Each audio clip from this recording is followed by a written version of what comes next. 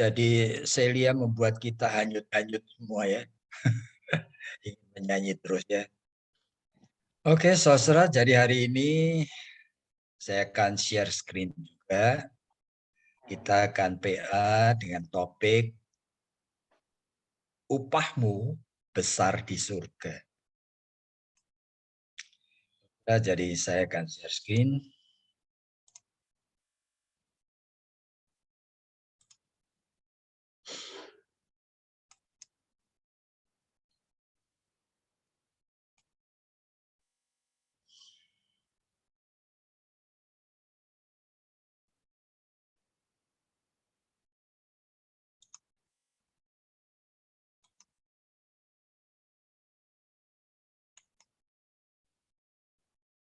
Oke.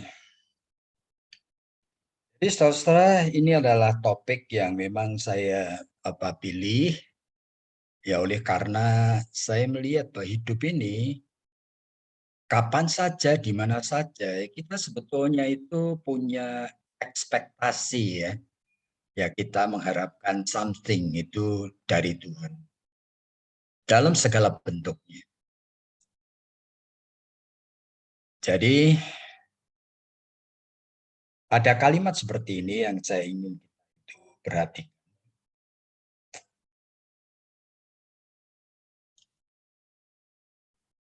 Upahmu besar di surga. Apa kita betul-betul ingin ya upah dari Tuhan yang besar itu? Do you really want it? Apa kita mengerti ya? What does that mean? Apa artinya upah yang Tuhan sediakan bagi kita yang besar sekali? Jadi masalah mengenai ini itu relate to apa yang kita expect dari itu. Kita selalu expect something dari itu.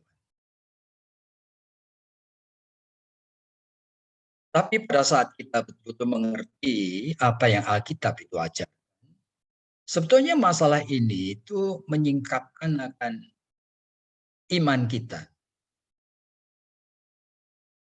level iman kita, quality iman kita. Jadi kita akan mulai dengan introduction dulu. Jadi tadi itu saya ambil sebetulnya kan dari Matius pasal yang ke-5, saudara kita akan baca dulu. Dari Matius pasal yang ke-5, mulai ayatnya yang ke-10. Berbahagialah orang yang dianiaya oleh sebab kebenaran. Karena merekalah yang mempunyai kerajaan surga. Berbahagialah kamu jika karena aku kamu dicela dan dianiaya dan kepadamu difitnahkan segala yang jahat. Bersukacita dan bergembiralah karena upahmu besar di surga. Sebab demikian juga telah dianiaya nabi-nabi yang sebelumnya. Jadi kita semua itu mempunyai kebutuhan dan keinginan dan pengharapan. Yang pemenuhannya kita harapkan itu dari Tuhan. Setiap saat. Jadi apapun istilah yang kita sebutkan, sebetulnya preconsciously, itu artinya di dalam kesadaran manusia kan ada 3 level ya. Yang conscious, preconscious, and unconscious. Nah, preconsciously itu apa yang kita tahu tetapi tersimpan di dalam hati yang mungkin kita tidak ucapkan. Ya preconsciously kita itu sebetulnya mengharapkan setiap saat itu ada God's involvement, ya, keterlibatan Tuhan dalam hidup kita yang akan memperlancar dan mempermudah jalan hidup kita. Sebetulnya kita itu dalam hati itu inginkan itu. Hidup yang diberkati. Nah, persoalannya tidak setiap kebutuhan dan keinginan kita itu baik. Sehingga seharusnya kita itu waspada. Apa kita punya hak untuk minta yang tidak baik itu dari Tuhan? Jadi sejauh mana dan berdasarkan prinsip apa kita berada di dalam suatu transactional relationship dengan Tuhan. Jadi saya dengan Tuhan, kita dengan Tuhan, seolah-olah ada suatu transaksi tertentu. Dan kita expect dari dia apa yang kita harapkan. As if, ya kan? Tuhan itu seharusnya yang memenuhi kebutuhan kita. Padahal di dalam Yakobus pasal 4 ayat 13 sampai 17 biasanya attitude kita, sikap kita persis seperti orang ini. Aku akan pergi ke kotaan. Aku akan berupaya berdagang menanamkan modal di sana. Kiranya Tuhan memberkati aku. Ya. Tetapi penulis Yakobus mengatakan, kamu itu siapa kok ngatur-ngatur Tuhan gitu? Nah, bukankah ini biasanya yang kita lakukan? Kita sudah punya plan dulu, dan kita melangkah dulu, dan kita yakin bahwa plan dan langkah kita itu ya baik, kan untuk kemajuan usaha dagang, karena untuk kemajuan dan kemajuan hidup kita, masa tidak baik. Tapi Yakobus 4 yang mengatakan kalimat seperti itu. Siapa kamu? Ya. Kenapa kok mengatur Tuhan begitu? Nah, sehingga ayat ini diakhiri dengan jikalau seorang tahu bagaimana harus berbuat baik, yaitu menyesuaikan diri dengan God's will, tetapi tidak melakukannya, ya dia itu berdosa. Gitu. Tadi apa kita tahu yang Tuhan mau? Jadi memang Allah itu sumber segala kebutuhan kita. Tapi ingat, kalau kita pemakai bahasa Inggris, what we need and what we want, itu two different things loh. Tidak sama. What we need, kadang-kadang kita juga tidak kenal.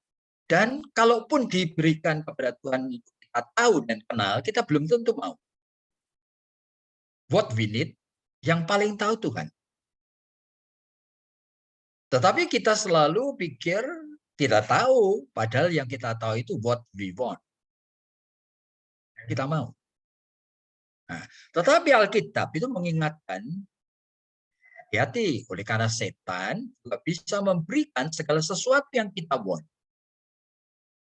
Bukankah di hadapan Tuhan Yesus dalam Matius pasal 4 setan menawarkan? Berarti bukan bohong-bohongan, real. Karena kepada Tuhan Yesus, anak Allah yang hidup. Dia sampai mengatakan, sembahlah.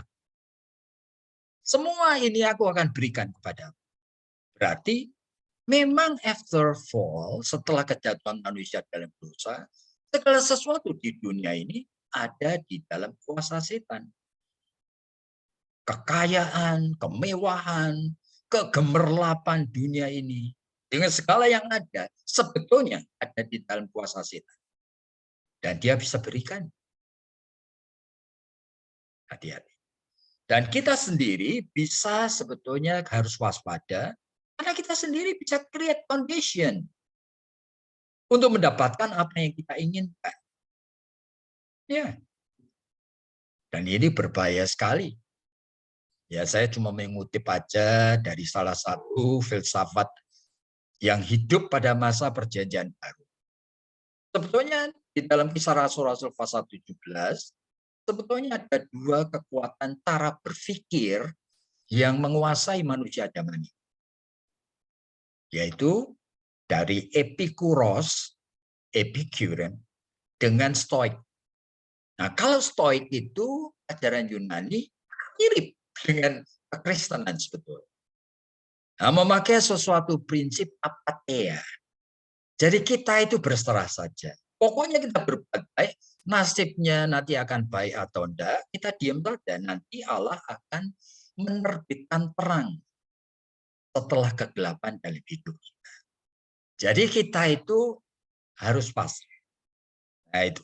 Tetapi kalau Epicurus, itu abad 4 sebelum Masehi, itu ajarannya luar biasa. Dan pengaruhnya kuat sekali. Yaitu apa? Karena Epicurus ini itu mengajukan pertanyaan kepada Allah. Di tengah dunia yang sengsara, yang unpredictable, ya kan? Yang tidak bisa diprediksi. Kesengsaraan kadang-kadang muncul begitu saja. Maka dia mengajukan pertanyaan dengan dua kata. Able and willing. Ya, dia mengatakan, kalau Allah itu able, mampu, tetapi unwilling. Jadi meskipun dia tahu dan dia mampu untuk menghapuskan kesengsaraan dari hidup manusia, tetapi dia unwilling. You mau menyembah dia? Buktinya kan begitu. Oleh karena dia Allah yang jahat. Bagaimana kalau Allah itu sebetulnya unable? Tidak mampu. Meskipun dia willing. Dia seperti ingin sekali mengasihi kita. Membebaskan kita dari kesengsaraan. Tetapi dia tidak mampu. You mau sembah Allah seperti itu? He is a feeble God. Allah yang lemah. Bocah, kamu menyembah Allah. Jadi, yang ketiga, mungkin Allah itu adalah unable and unwilling. Dia sebetulnya tidak mau, oleh karena memang dia tidak bisa. Jadi Allah yang kayak gitu, loyo, impoten, lain kita menyembah dia. Jadi satu-satunya kemungkinan Allah itu adalah Allah yang able and willing. Allah yang bisa dan mampu dan mau menghapuskan kesengsaraan dari hidup manusia. Tapi realitanya, you menyembah dia, dia betul-betul seperti itu. Unknown, nggak ngerti. Kita waiting for God. Samuel Beckett itu di Inggris kata mengatakan, kita itu menunggu Godot. Allah yang sebetulnya bukan Allah. Makanya ada di dalam drama itu Vladimir dengan temannya itu menunggu. Setiap kali menunggu dengan doa-doa kepada Tuhan yang muncul cuma seorang anak. Utusannya dia. Lalu nanya, loh, Allah itu mau datang bantu kita enggak? Gitu ya. Anak itu mengatakan, oh ya, he is coming. He is coming. Just wait. Oh, tapi drama berikutnya lagi, ya kan? Tetap juga he is coming. Tapi nggak datang-datang, akhirnya dua orang ini marah. Gitu ya. Sebetulnya Allah itu ngapain sih di surga? Lalu anak itu dengan tenang, dia menjawab, I don't know. It seems like he is just sitting there. Rasanya Allah itu duduk nganggur-nganggur aja di surga, tidak buat apa-apa. Nah, saudara, Epicurus itu mau membuat kita honest, tetapi secara eksistensial. Sebetulnya pengalaman hidupmu dengan Tuhan itu ya apa? Nah, tapi kamu jangan tinggalkan dia, kamu orang beragama, bukan? Nah, kalau kamu Kristen, ini orang Kristen itu terpengaruh, mereka akan selalu berpikir, kita harus percaya Allah itu mengutus putranya yang tunggal, mati menebus dosa kita. Betul, betul. Percaya. Realitanya. Dosamu masih hidup. Kamu masih jatuh bangun terus sampai terus. Nggak ngerti bagaimana kamu mengalahkan dosa. Realita. Kamu kan percaya Allah itu penuh kasih. Penuh kasih, percaya. Percaya. Yakin. Buktinya. Nah, Epicurus itu mencari. Life is still miserable. Kamu lihat orang dekat dengan kamu kena cancer, digerogoti penyakit, sampai dying itu dengan kesengsaraan luar biasa. Makanya, nggak usah mikir-mikir terlalu serius dengan Tuhan. Just jadi orang Kristen yang beragama saja. Tapi pada saat yang sama bisa menikmati hidup ini. Enjoy life. Makanya Epicurus menghadirkan filosofi hedonisme. Mari nikmati kenikmatan dunia ini. Sama seperti yang Rasul Paulus katakan dalam Kisah Rasul-Rasul pasal 17, ya kan? Mari kita makan minum. Oleh karena besok kita mati. Hidup ini harus kita pilih. Pilih hidup yang enjoy. Ya, itu persis dalam konsep, dalam pikiran dari pemuda yang kaya itu. Tetap mau kaya, tetapi juga dia saleh. Tapi tidak mau dia kehilangan kenikmatan. Jadi saudara, kita bisa create kondisi untuk mendapatkan apa yang kita mau. What we want. Hati-hati. Allah bisa bahkan kita paksa untuk memberi yang kita inginkan. Bukankah ingat dalam Mazmur 106 itu ayat 15, pemazmur kan mengatakan orang Israel keluar dari tanah Mesir. Lalu ngapain? Setelah beberapa bulan terus setiap hari cuma makan mana, makan mana, makan mana. Bosan mereka. Makanan hambar. Lalu mereka berseru-seru kepada Tuhan. Ya kan? Lalu melalui Musa mereka tanya, mereka minta apa? Mereka minta daging. Aduh, kurang ajar mereka ini. Di padang gurun mereka minta daging. Ya, tetapi Tuhan itu ajaib. Kamu akan makan daging. Dari mana? Aku akan meniupkan angin dari timur. Jutaan burung puyuh itu akan hinggap di perkemahan. Kamu akan makan daging sampai kenyang. Tapi sebagian dari kamu akan binasa. Akan mati. Bayangin. Diberikannya segala sesuatu yang manusia inginkan.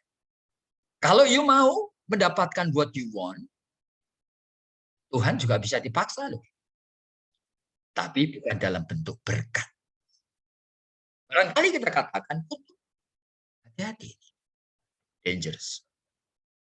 Jadi hidup ini berada dalam suatu posisi seperti itu. Yang ketiga, setiap orang yang sudah diselamatkan, itu harusnya meresponi kasih karunia. Itu di dalam bentuk pelayanan, kesaksian, kepatuhan akan firman, dalam segala bentuknya, dalam setiap aspeknya. Dalam keluarga, dalam masyarakat, ya di mana-mana, kapan saja. Dan kesaksian di dalam segala aspeknya itu. Nah, di tengah ini semua, kita orang Kristen itu, coba kenali diri kita. Kita preconsciously tadi selalu mengharapkan upah dari Tuhan. Yaitu kita mengharapkan diperkenan, dikasihi, ditolong, dilancarkan jalan hidup kita. Masa you enggak begitu? That's who we are. And that's what we are doing. Dari menit ke menit. Kita sebetulnya expect Tuhan memberkati. Kita minta upah. Di tengah kondisi yang kompleks tadi. Jadi mengharapkan hal yang baik itu dari Tuhan itu memang hal yang natural. Bahkan itu konsekuensi logis dari hidup dari orang yang mengenal, yang menyembah dan melayani Allah, sumber segala yang baik. Jadi konsekuensi logisnya ya begitu. Memang kita expect something from God to bless us. Nah, kita menyebutnya sebagai berkat. Meskipun Allah sendiri di dalam firman-Nya menyebut upahmu besar di surga. Kalimat itu dalam Matius pasal 5 itu disebutkan di dalam dalam konteks yang sebetulnya kita tidak suka. Oleh karena dijanjikan kepada mereka, hanya kepada mereka yang teraniaya karena kepatuhan pada kebenaran. Jadi hanya diberikan kepada mereka yang mau sengsara, teraniaya oleh karena Injil kebenaran yang dilayani dan dipakai. Bahkan kalau saudara mau perhatikan prinsip seperti ini itu ada disebutkan dalam Ibrani 11 untuk setiap hamba Tuhan. Setiap sebutkan mulai dari siapa? Mulai dari Abraham terus disebutkan di sana. Semua tokoh iman sampai mati mereka tidak memperoleh apa yang dijanjikan. Tuhan menjanjikan apa? Oh, Tuhan menjanjikan aku akan memelihara kamu. Aku akan menyertai kamu. Aku akan memberikan pertolongan kepadamu. Aku akan memberi perlindungan kepadamu. Semua janji. Kamu tidak akan kekurangan. Jadi semua yang tuh pernah firman Tuhan itu pernah janji. Pada setiap orang percaya. Ternyata Ibrani pasal 11 itu ngomong. Kepada orang percaya yang sangat diperkenan Allah. Semakin diperkenan, semakin tidak mendapat apa yang dijanjikan. Jadi ini pola hidup apa ini? Saudara, di dalam 1 Korintus pasal 6 ayat 19, Tuhan kan berjanji, Roh Kudus berdiam dalam tubuhmu, menyertaimu. 1 Yohanes pasal 4, roh itu ada padamu lebih besar dari roh yang jahat, yang apapun. Matius pasal 28 mengatakan, aku akan berserta dengan kamu sampai kesudahan alam. Yohanes pasal 14 dan 18, aku tidak pernah meninggalkan kamu yatim piatu. Lalu apa? Dia berserta, tapi kita tidak dipelihara. Dia beserta, tapi kita tidak ditolong. Dia beserta, tetapi kita tidak dilindungi. Jadi upah, expectation, yang kita pikirkan itu tidak selalu benar. Kita expect from God, tidak selalu benar. Meskipun itu bagian integral kehidupan di dalam kebergantungan pada Allah. Oleh karena upah itu ada dalam berbagai bentuknya. Nah, perhatikan. Upah itu ada di dalam berbagai bentuknya. Dan yang terbesar, upah yang terbesar itu adalah privilege. Hak istimewa untuk ikut mencicipi cawan pahit yang diminum Yesus Kristus. Menjadi serupa dengan Kristus di dalam kematian oleh karena kebenaran yang kita percaya. Dan Paulus itu memahami misteri anugerah yang besar ini. Sehingga di dalam Filipi pasal 3 ayat 10, dia mengatakan, yang ku kehendaki itu mengenal dia dan kuasa kebangkitan dan persekutuan dengan kematiannya. Ini suatu permintaan aneh sekali. Tetapi ini ada dalam Alkitab.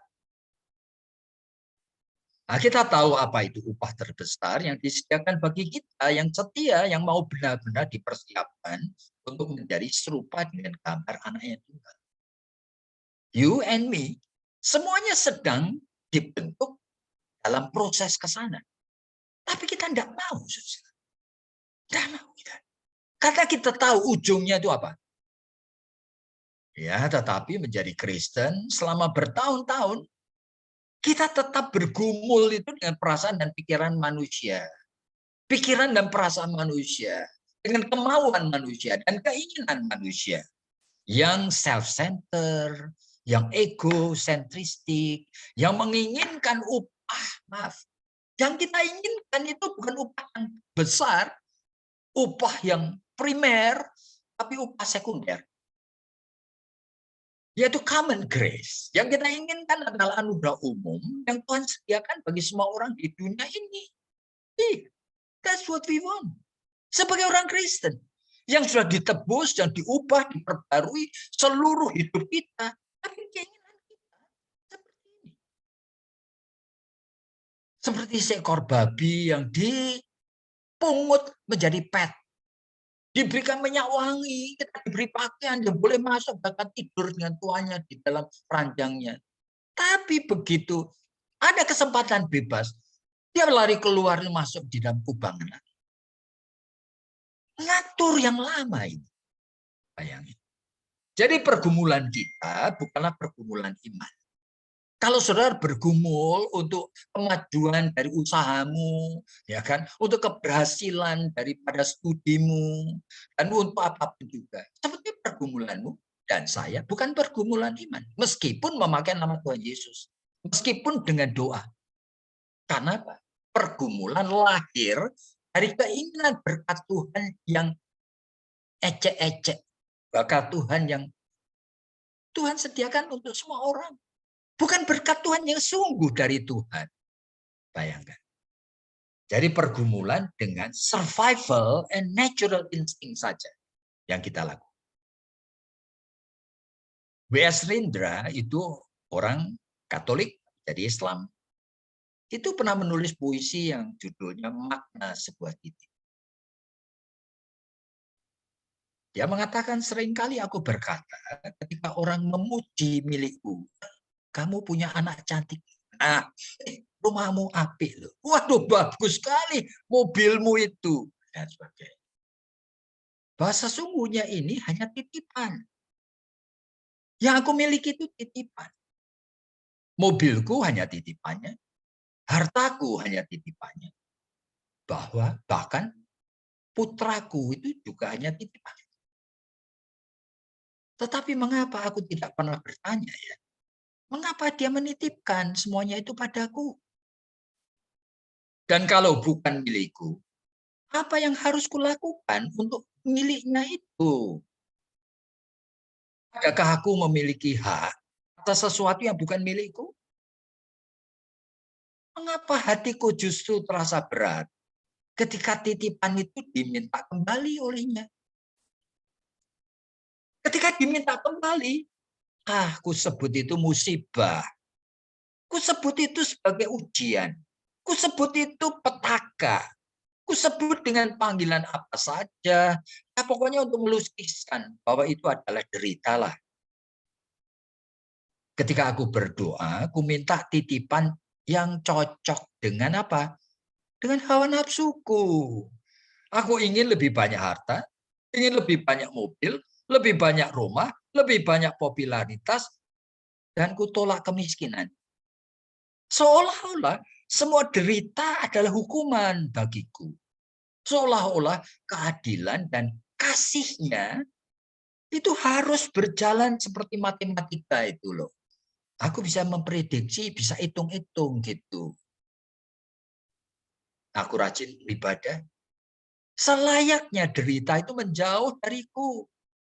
Selayaknya kalau nikmat dunia itu makin kerap, makin akrab, makin sering menghampiri. Kuperlakukan dia, Allah itu, seolah mitra dagang dan bukan kekasih. Kuminta dia membalas perlakuan baikku dan menolak keputusannya yang tidak sesuai dengan keinginanku. Aduh, Gus. Padahal tiap hari kuucapkan, hidup dan matiku hanyalah untuk beribadat kepadamu. Jadi ketika langit dan bumi itu bersatu, bencana dan keberuntungan itu akhirnya sama saja.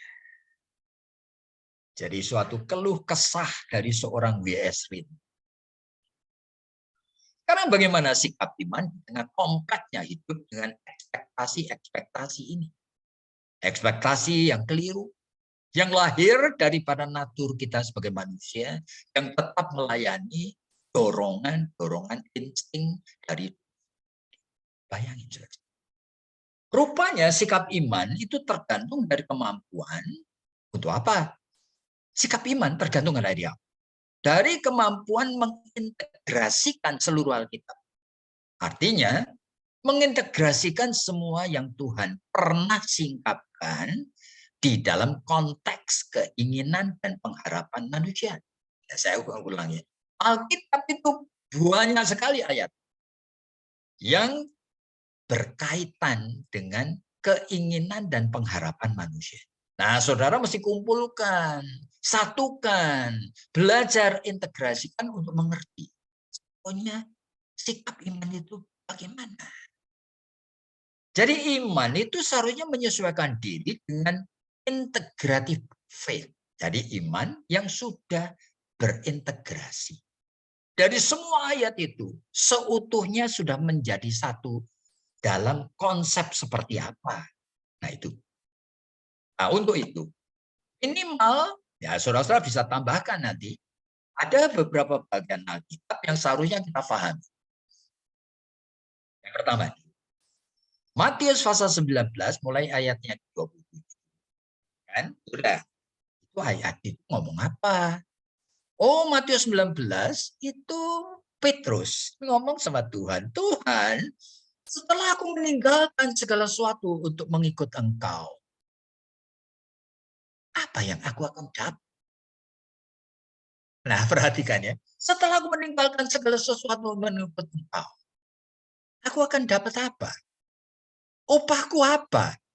Jadi ini sesuatu yang natural, saudara. Meskipun pertanyaan ini lahir dari kemanusiaan yang egois. Ini bukan pertanyaan spiritual dari iman yang bagus. Tapi Tuhan berbelas kasihan. Dia tetap mengatakan, kalau betul engkau sudah meninggalkan segala sesuatu untuk nanti engkau akan menjadi hakim untuk menghakimi 12 suku Israel. Luar biasa ya. Jadi engkau akan kuangkat nanti. Itu mempunyai kedudukan untuk memimpin akan umat yang luar biasa. Ya. Ya, tetapi Tuhan itu di akhir itu sambil mengingat. Sambil kita itu apa sebetulnya itu kita itu katakan pernah meninggalkan semuanya itu untuk apa? Jadi saudara di tengah pertanyaan dan permintaan kita yang mungkin keliru pun ekspektasinya, ada ayat kayak gini. Nah, saudara di dalam Markus pasal 10, di dalam Matius pasal 20, itu ada seorang ibu yang ngomong untuk kepentingan dua anaknya. Yaitu istrinya Sabdi, anaknya Yohanes dan Yakobus. Ketemu Yesus mengatakan, Tuhan nanti di dalam kerajaan surga, ya, di dalam kerajaan, izinkanlah anakku itu duduk di sebelah kirimu dan kananmu. Aduh, permintaan apa ini? Jelas sekali permintaan konyol dari manusia yang egoistik sekali. Oleh karena bayangan mereka adalah kerajaan yang akan dipulihkan dari kerajaan Daud ini. Dan di bayangan mereka itu nanti Yesus akan menjadi raja. Keliru sekali pertanyaannya. Tapi jawaban Yesus tetap juga masuk akal. Melayani mereka.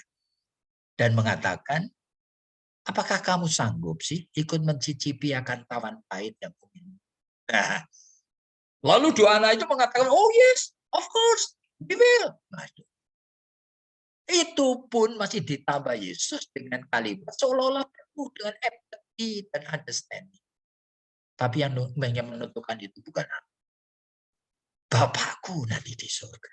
Berarti permintaan yang tidak make sense dari manusia yang berdosa, yang egoistik, tetap ada ruangannya.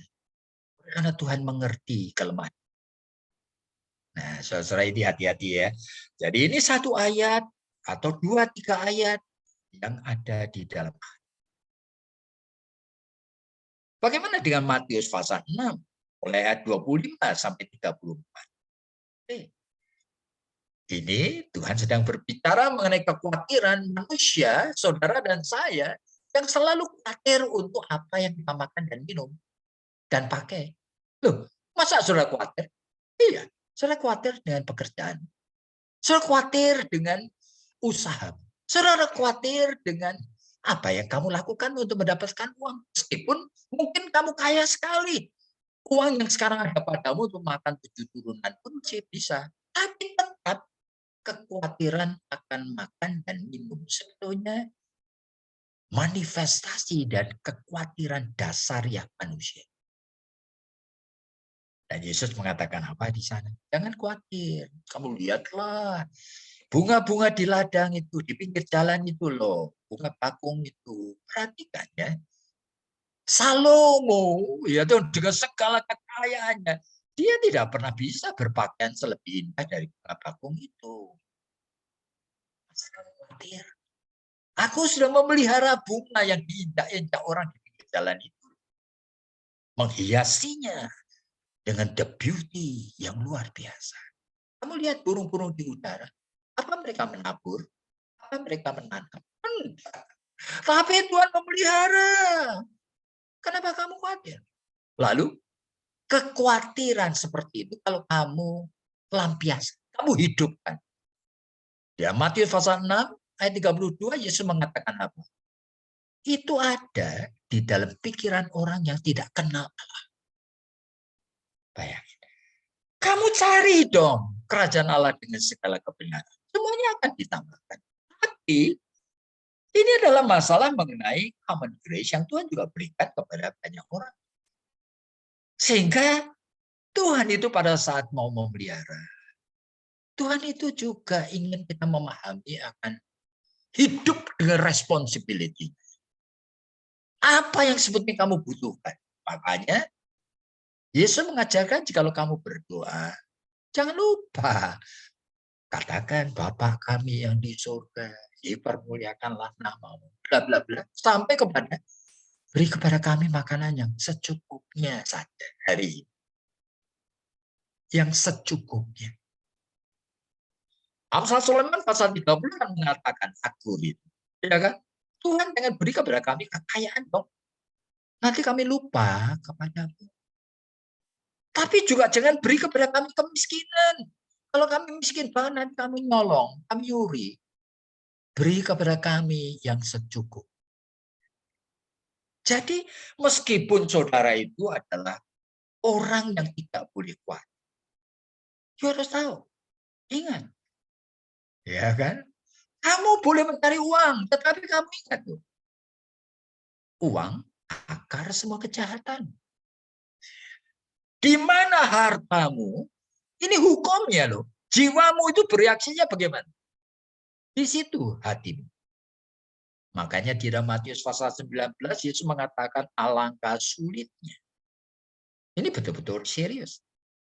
Orang kaya masuk ke dalam kerajaan.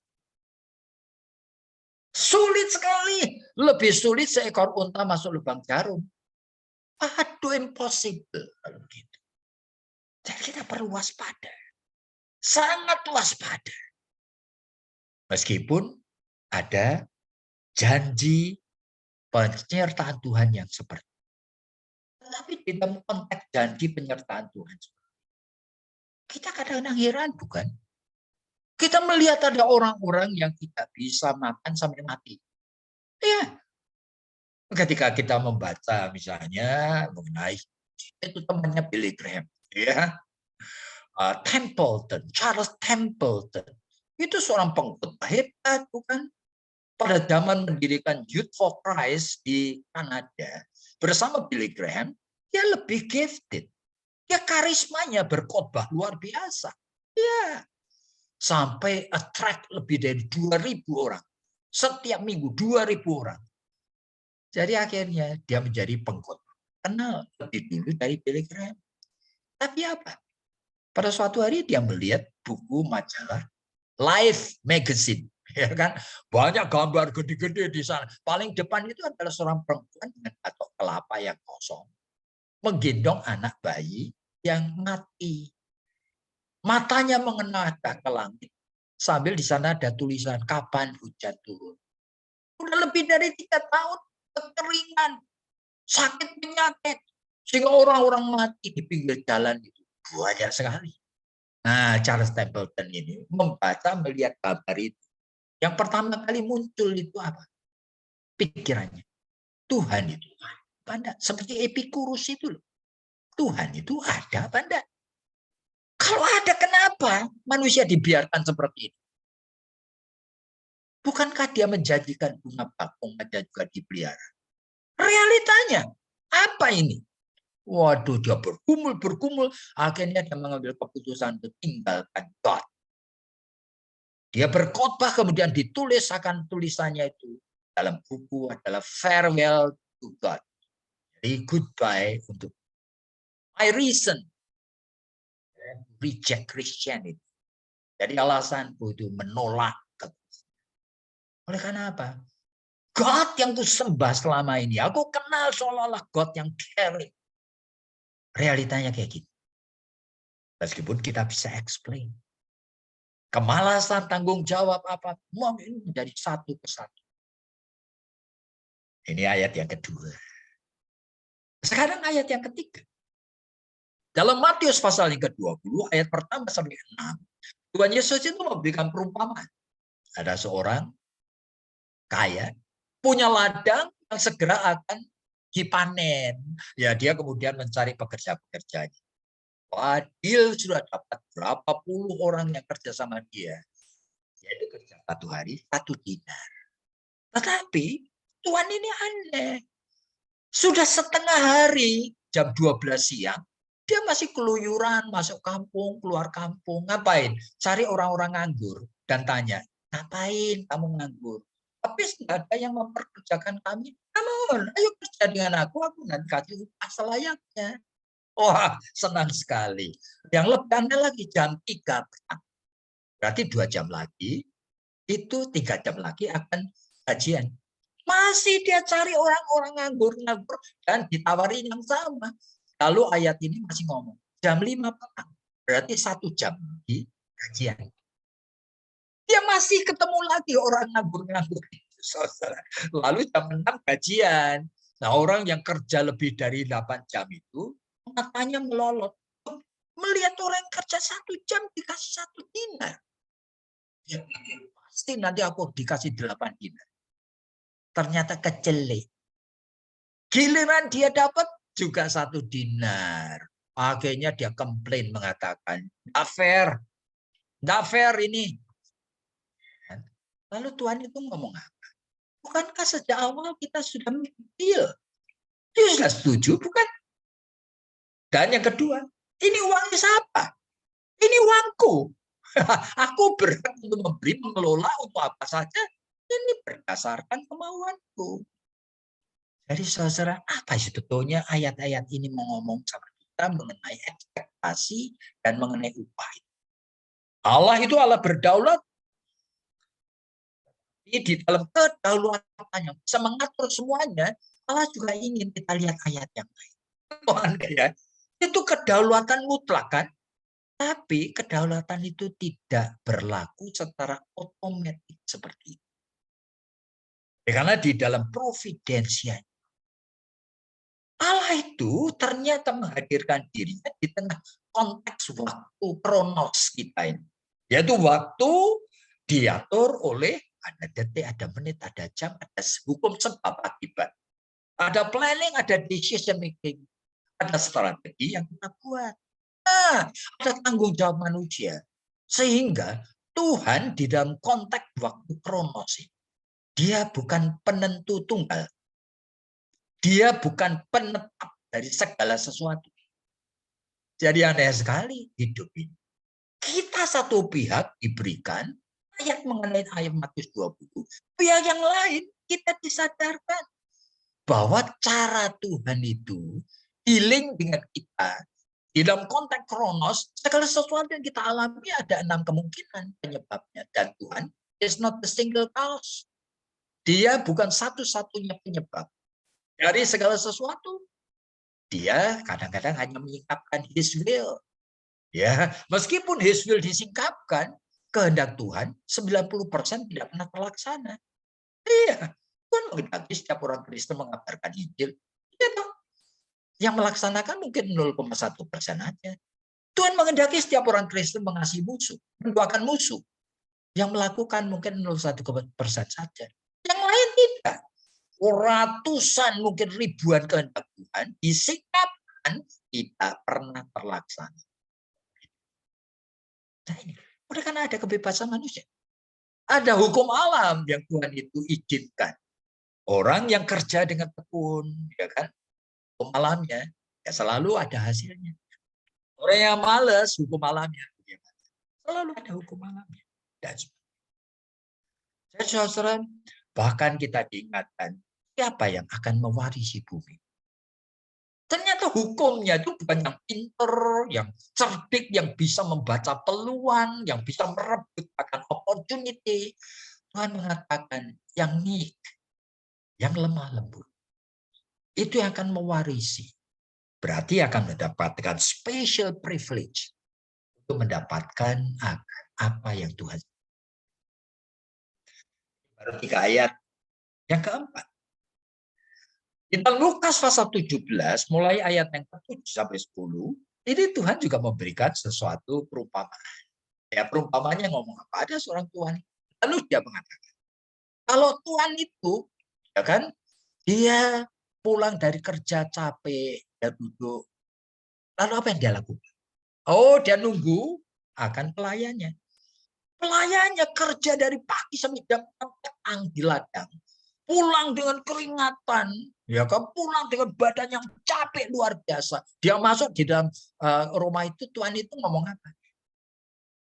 Nah, ini perumpamaan ini aneh ya. Oleh karena Tuhan Yesus mengatakan apa? Masakan Tuhan itu akan ngomong kepada pelayannya kalimat seperti ini.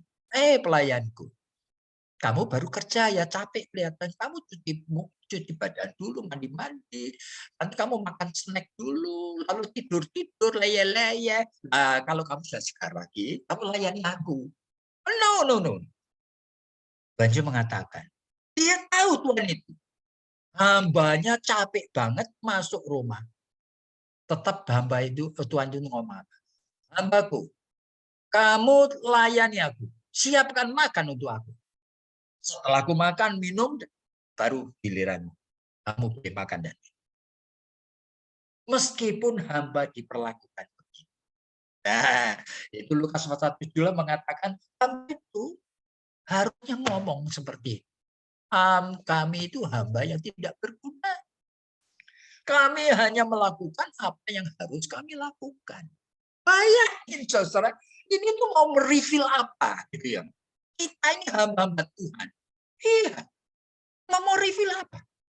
Ya, ini hati-hati. Bahwa sebetulnya upah hamba Allah itu adalah privilege. Sudah boleh melayani itu upah. Sehingga privilege untuk tidak menerima upah. Nah, bayangin. Jadi yang kita expect dari Tuhan itu expectation yang tidak pantas, saudara-saudara. Oleh karena seharusnya seorang hamba itu tahu bahwa upah yang terbesar itu adalah hak privilege untuk melayani tidak dapat upah. Bukankah Ibrani lagi pasal 11-13 mengatakan. Ya, jadi semua itu dialami oleh anak-anak Tuhan yang melayani tubuh Tuhan. Arahnya makin lama itu makin menjadi seperti Kristus sebagai bukti kemenangan atas dosa.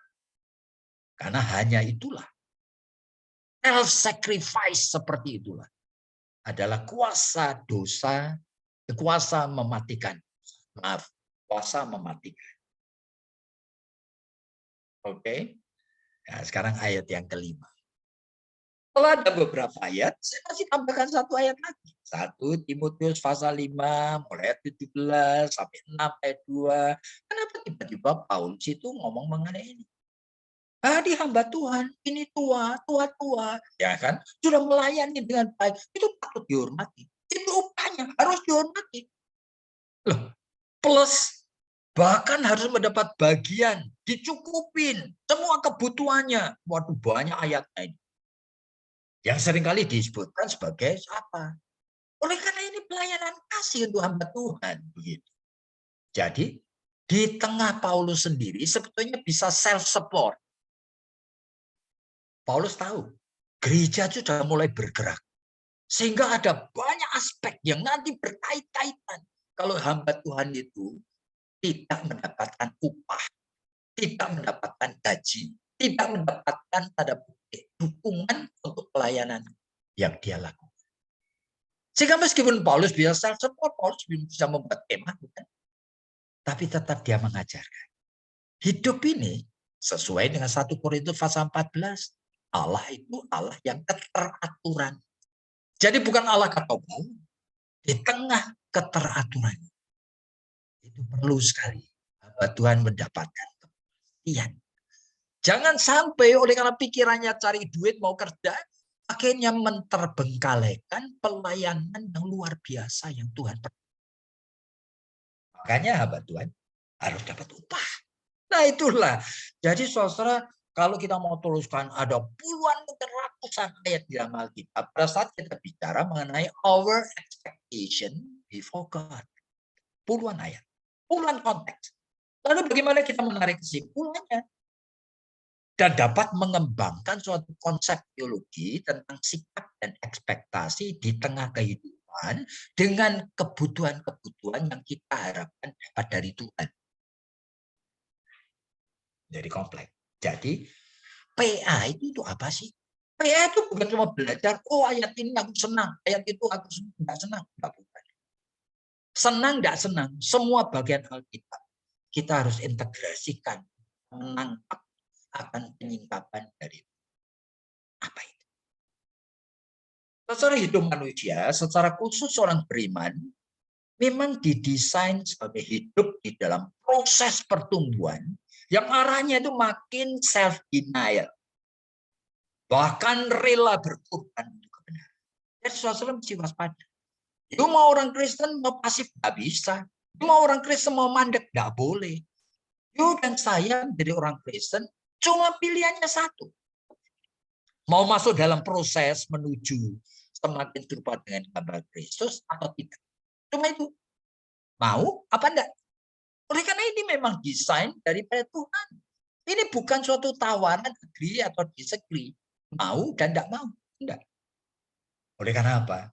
Bahkan di dalam kehidupan di dunia. Itu orang dunia itu tahu loh. Manusia itu makin dewasa. Sebetulnya makin self-sacrificial. Dari pemenuhan kebutuhan material, fisikal, kemudian security, kepada love and belonging, lalu self-esteem. Akhirnya manusia itu makin tahu. Hidup ini harus memberi dan melayani. Selalu begitu. Estetika. Ikut menciptakan dan untuk menciptakan hal yang baik dan sosial. Mengentaskan kemiskinan. Orang seperti Mahatma Gandhi itu rela mati. Jadi rela mati harus bayar harga. Iya, dunia ini tahu. Oleh karena manusia peta dan gambar didesain seperti itu. Jadi saya pernah mengatakan bukan di antara kalian bahkan orang Muslim itu ada Muslim yang namanya tasawuf. Yang bergerak itu dari sekedar syariah. Syariah itu artinya apa? Orang yang level paling rendah. Itu hanya mengikuti syariah daripada hukum agama. Ini milikku, itu milikmu. Ayo kita hidup di dalam kita saling menjaga kepemilikan kita. Jangan berebut. Itu milikmu, ini milikku. Kita hidup bersama seperti ini. Tapi begitu kita masuk di dalam kedekatan, mulai kepada tarikah levelnya. Milikmu ternyata juga milikku. Oleh karena kita ditempatkan Tuhan di dalam dunia yang sama. Ayo kita tidak lagi berebut, tetapi menikmati bersama. Kehidupan bersama. Tarikah gitu. Tapi begitu kita mendalami lagi kedekatan dengan Tuhan, masuk kepada level lebih dalam hakikah. Berarti apa? Tidak ada milikmu, tidak ada milikmu. Oleh karena hidup ini sebetulnya harus mencari bukan kepemilikan, tapi mencari kebenaran Allah. Hakikah dari manusia ini. Seperti mencari kebenaran Allah. Sama seperti dalam Matius pasal 6 ayat 33 itu, carilah dahulu kerajaan Allah dengan segala kebenaran. Bahkan kalau yang mendalam sekali, marifat.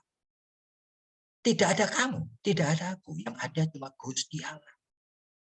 Persis seperti yang Rasul Paulus katakan, bukan di dalam Galatia pasal 2, hidupku ini bukan aku lagi. Ya kan? Kristus di dalam. Jadi saudara ini apalagi iman Kristen. Kalau ini dunia dan agama sudah mengenal, arah hidup ini semuanya itu menuju kepada self-denial. Self-sacrificial.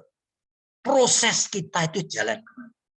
Apalagi iman Kristen. Kita semua sedang dibentuk menjadi serupa dengan gambar. Roma 8 ayat 2. Ya, tadi Paulus menulis, yang ku kehendaki ialah mengenal dia dan kuasa kebangkitan. Ini bukan hal yang aneh. Ini adalah yang seharusnya. Jadi ini bukan hanya Paulus yang ngomong. Kita seharusnya semuanya menginginkan seperti itu. Oleh karena apa? Mengerti bahwa hidup ini didesain begitu. Itu juga semua orang beriman. Yang kedua, hidup di dalam iman adalah proses yang arahnya inevitable. Tidak bisa dihindari. Jadi prosesnya either kita mau hidup sebagai mediocre Christian. Jadi Kristen yang mentah-mentah, yang suam-suam itu, yang setengah-setengah. Maaf ya, orang Kristen yang sisa terbuang dan kemudian itu kehilangan keselamatannya. Atau kita akan menjadi orang Kristen yang lebih mature. Jadi pilihannya itu cuma satu, salah satunya. Yang mana? Ibrani pasal 5 sampai 6 kan mengatakan ditinjau dengan segi waktu, kamu seharusnya sudah grow. Kenapa masih mikir-mikir hal-hal yang dulu-dulu? Kamu seharusnya menjadi makin dewasa. Kamu seharusnya bisa menjadi pengajar. Jadi seharusnya kita rela dan berani masuk dalam proses yang memang sudah disediakan bagi kita. Ini tidak ada choice. Jadi mulai dengan berani, secara konsisten kita berdoa dengan prinsip yang Tuhan Yesus saja. Pasti berani. Beri pada kami hari ini makanan yang secukupnya. Berani completely trust kepada Dia. Pada saat saya menghadapi pergumulan, kita berani dengan tulus mengatakan, kalau kiranya mungkin, biarlah kiranya tawan penderitaan ini lalu dari tapi jangan seperti yang ku kehendaki, melainkan seperti yang kau kehendaki. Jadi berarti iman itu membuat kita learn to be totally depend. Kan begitu. Ketika waspada, bahwa iman itu mengerjakan keselamatan dengan takut. Tidak ada iman itu yang loyo, pasif, semau gue, indifferent, tidak ada. Iman itu harus work out. Keselamatannya sudah dilakukan. Dan segala hal, setiap aspek hidup harus dipertanggungjawabkan dengan iman. Karena kita sudah dibeli dengan harga tunai. Hingga, if Christ is not the Lord of all, then He is not the Lord at all. Dia bukan Allah di dalam hidup kita, bukan Tuhan. Tetapi Alkitab juga menyaksikan betapa orang-orang beriman pun itu bisa lengah, bisa jatuh dalam dosa. Jadi meskipun sudah milik Tuhan, sampai saya memberikan contoh-contoh yang seperti ini, saya hanya akan ambil satu aja. Yohanes Pembaptis. Di dalam Matius pasal 11, itu sampai Tuhan Yesus mengatakan apa? Karena saat itu Yohanes Pembaptis mengirim murid-muridnya nanya kepada Yesus. Dia sudah ada di penjara ini, Yohanes Pembaptis. Pertanyaannya apa? Apa kamu itu yang ku nantikan? Atau aku harus menanti orang lain lagi? Loh, dia mulai meragukan Yesus. Sehingga Tuhan Yesus mengirim murid-muridnya kembali dan ngomong sama Yohanes, katakan kepada dia, apa yang kamu lihat dan dengar? Orang buta dicelikan, orang lumpuh berjalan, bahkan orang mati dihidupkan. Jangan kamu ragu dan menaruh kemudian syak dan apa. Nah, tapi setelah Yesus ngomong itu, dia membuat kalimat seperti ini. Ya, wanita yang dilahirkan. Di antara laki-laki yang dilahirkan wanita. Tidak ada satu orang pun yang lebih besar dari Yohanes Pembaptis. Berarti Yohanes Pembaptis lebih besar dari Elia, lebih besar dari Musa, lebih besar dari Abraham. Iya. But yang terkecil di dalam kerajaan surga lebih besar dari dia. Maksudnya apa? Jikalau posisi imannya itu seperti ini, meragukan aku, meskipun he is the greatest loh. Yang sekarang ini ada dalam kerajaan surga. Paling kecil, lebih besar dari dia. Berarti dia tidak akan selamat. Hati-hati. Jadi ini adalah masalah bagaimana iman itu harus dikerjakan dengan apa? Dengan konsisten dalam setiap aspek. Berani untuk totally. Itu adalah hal yang memang harus kita. Jadi semua ini berkaitan dengan pikiran dan perasaan dalam hubungan dengan kebutuhan pribadi. Elia jatuhnya karena itu. Nanti Yohanes Pembaptis jatuhnya itu. Bahkan Maria ibu Yesus juga jatuh karena itu. Kenapa? Dalam Markus pasal 3. Dia percaya yang dia dengar. Yesus sudah hilang ingatan. Oleh karena apa? Dirasa merombak hukum Taurat. Lalu apa? Disebutkan maka ibu Yesus dan saudara-saudaranya datang mau menjemput Yesus karena didengarnya Yesus sudah tidak waras lagi. Ada di dalam Markus pasal 3. Iya. Nah, ketika orang berbisik kepada Yesus, Tuhan itu loh ibumu, itu loh saudaramu lagi mau jemput kamu. Yesus ngomong apa? Siapa ibuku? Bayangin. Kepada Maria, Yesus berani ngomong seperti siapa ibuku? Lalu mulai menunjuk semua wanita yang ada di sekeliling. Ini ibuku. Lalu ini saudara-saudaraku. Semua orang yang melakukan kehendak Bapakku adalah ibuku dan saudara. Maria pun bisa ada area dan waktu dan saat berikan alasan tertentu. Imannya itu tidak berfungsi dengan baik. Apalagi kita. Jadi kita mau mulai dari mana? Hanya mengerti mengenai prinsip apa yang kita expect dari Tuhan dengan hal-hal kebenaran, prinsip kebenaran satu atau dua yang Alkitab simpan. Kita perlu waspada. Masalah yang kita butuhkan dalam masalah bagaimana kita diperhatikan Tuhan setiap waktu. Makanya being abide in Him. Seharusnya menjadi moto kehidupan kita semua. Berarti kita berani menyerahkan diri dan mengatakan biar Dia yang memimpin dan mengatur hidup kita. Termasuk apa yang kita butuhkan, apa yang kita inginkan, seharusnya kita berani untuk mulai totally depend. Dan kita tidak mempunyai kekuatan. Nah, kecuali kehadirannya itu nyata dalam setiap saat, di dalam setiap aspek hidup. Dan mulai dari mana? Yang terakhir ini ya kan, mulai dari mana? Kita harus menghidupkan spiritual sensitivity yang ada sebagai orang yang sudah menerima. Lalu kita harus belajar menghidupkan itu di dalam worship, di dalam spirit and truth. Saudara, saya akan akhiri hanya dengan sederhana aja. Spiritual sensitivity. Apa saudara itu memang kenali dan pernah hidupkan? Dulu ketika saya masih mempunyai pembantu rumah tangga, sekarang sudah mati, dia sudah meninggal. Tapi setiap hari dia selalu minta waktu 5 kali dalam 1 hari dia mau sembahyang. Nah, saya perhatikan kamar yang kecil itu, ya kan?